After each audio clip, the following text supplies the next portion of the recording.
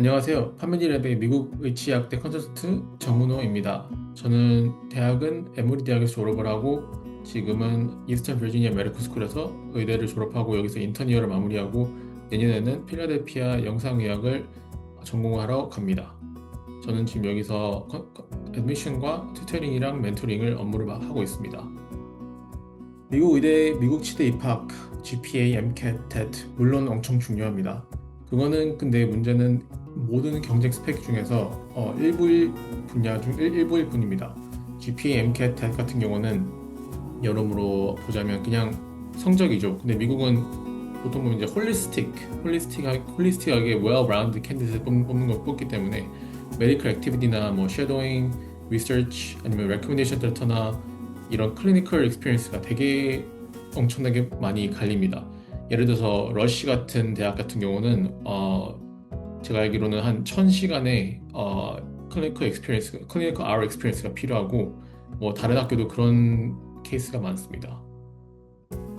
네, 메디컬 액티비티가 엄청나게 중요하긴 합니다. 왜냐하면 다른 학생들 중에서 이제 여러모로 경쟁을 하는데 대부분 GPA나 MCAT은 대부분 다 좋습니다.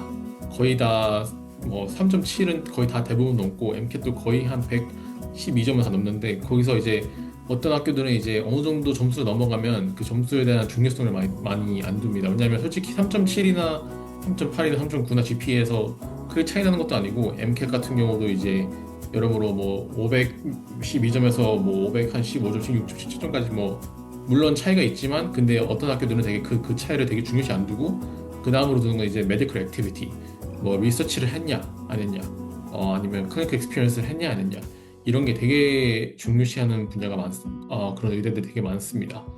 어, 제가 다니는 학교 같은 경우도 NCAS 되게 중요시 생각하는데 우리 같은 학교는 되게 프라이머리 케어를 되게 중요시하는 학교 중에서 그런 메디컬 액티비티를 엄청나게 중요시 여깁니다.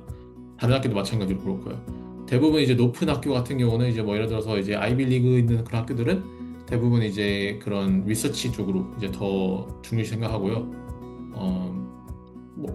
학교마다 되게 많이 차이가 나지만 근데 대부분 GPA나 MCAT뿐만 잘해가지고는 절대 쉽게 의대 합격하기는 요즘은 되게 힘듭니다. 네, 물론 고등학생 입장에서는 이제 어느 학교를 가냐 이게 되게 큰 결정일 수가 있죠. 왜냐하면 보통 어떤 학교들은 이제 보면 GPA를 잘 안 주는 학교들이 되게 많습니다. 예를 들어서 제가 알기로는 뭐 여기 주변 대학에서 뭐 윌리엄 앤 메리나 아니면 존스 홉킨스도 그렇게까지 좋은 GPA를 안 주는 건 유명한데 뭐 에모리 같은 경우는 되게 좀 좋은 GPA를 주는 경향이 많았습니다. 왜냐면 결론적으로 이제 모든 학교에서 GPA를 주는 기준이 다 있거든요. 기준이 이제 어떤 데는 되게 점수 잘 주는 데가 있고 안 주는 데가 있어요. 근데 안 주는 데를 가면 GPA를 높게 받기 힘들어요. 근데 그러면서도 그 높게 받기 위해서 또 공부를 열심히 하는데 또 메디컬 액티비티 스펙도 쌓아야 되고 이제 모든 걸 다 하기 때문에 되게 힘들어요. 그래서 주로 이제 GPA를 좀 잘 주는 학교들을 위주로 이제 가가지고 이제 의대를 합격하기 위해서 되게 좀 더 좋은 선택이지 않을까 저는 그렇게 생각합니다. MCPHS 같은 경우는 이제 팜디 분야에서도 되게 성공적인데 프리메드랑 프리덴탈 트랙에서도 되게 훌륭한 성과를 지금 보이고 있습니다. 예를 들어서 학부에 있는 학생들한테 이제 그 메디컬 액티비티나 메디컬 익스피리언스를 되게 풍부하게 지원을 해주고 그 병원 근처에서 병원이나 아니면 연구소에서 이제 각각 이제 뭐 여름 인턴십이나 아니면 거기서 이제 의사들이랑 알게 되고 해가지고 릴레이션십을 만들어가지고 여러 가지로 이제 도움을 주는 거죠. 그런 면에서 되게 좋고요. 그리고 또 프리메드 프리덴탈 트랙에서도 이제 학교 단순히 이제 뭐 발런티어 클럽이나 이런 거 하는 것보다 조금 더 수준 높은 이제 뭐 쉐도잉이나 리서치나 이런 거를 지원을 해주는데 학생들이 이제 스스로 하기가 되게 힘들 경우가 많아요. 이제 학부에서 이제 그런 거 다 찾아가기가 되게 힘들거든요. 여러모로 이제 그런 멘토 찾기도 힘들고 한데 여기 MCPH 프로그램에서는 그런 거를 되게 많이 도움을 주는 케이스가 있습니다. 그리고 유학생 신분으로서 이제 특히 이제 한국에서 이제 미국 와가지고 적응하는데도 힘든데 그거를 다 하자니 쉽지도 않고 해서 이런 프로그램이 있는 게 되게 도움이 되는 것 같습니다. 특히 의대를 가기 위한 학생들 중에서. 네, 이제 메디컬 액티비티나 리서치나 멘토 찾는 게 이게 솔직히 혼자서 하기 진짜 미국에서 혼자서 하기 되게 힘듭니다. 이제 주변에서 이제 미국은 어떻게 보면 되게 인맥 사이가 되게 큰 케이스거든요.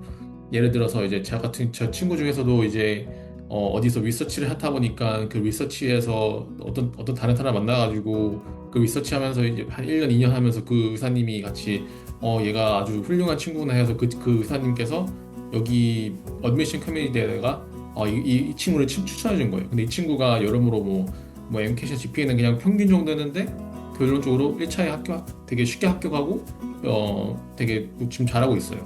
그런 케이스도 봤고 뭐 이게 인맥이라는 게 되게 중요한 나라이기 때문에 이 컨설턴트 중에서 이제 할 수 있는 게 이런 인맥들을 이제 메디컬 액티비를 해가지고 의사랑 친해지고 그 의사들로 인해서 여러 가지 이제 기회가 오는 거죠. 그 기회를 잡는 그 기회를 이제 늘리는 수단으로서 이런 컨설턴트가 되게 도움이 많이 됩니다. 컨설턴트 같은 경우는 이제 여러모로 이제 그런 의사들한테 이제 아는 의사들이 주변에 있으니까 이게 가능합니다.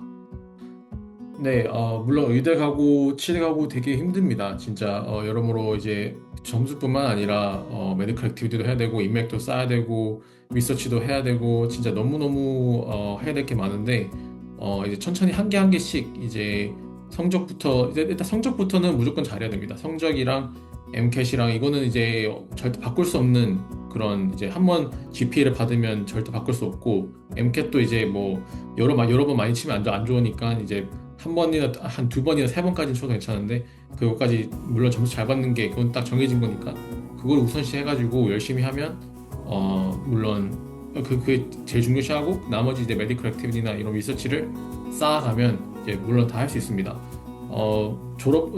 학부를 졸업하고 바로 요즘 추세 같은 경우는 이제 바로 의대를 가는 게 아니라 그 1년이나 아니면 2년까지도 가끔씩 사람들은 이제 뭐 메디컬 액티비티나 리서치를 해가지고 붙는 친구도 많으니까 끝까지 계속 열심히 노력하면 충분히 다 가능합니다.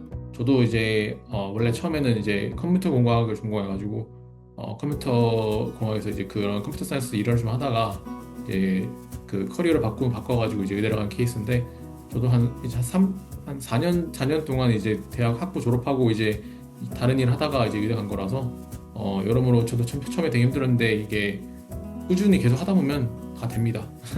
이제 꾸준히 다 계속 하다 보면 되니까 포기하지 마시고 열심히들 다 하길 바랍니다.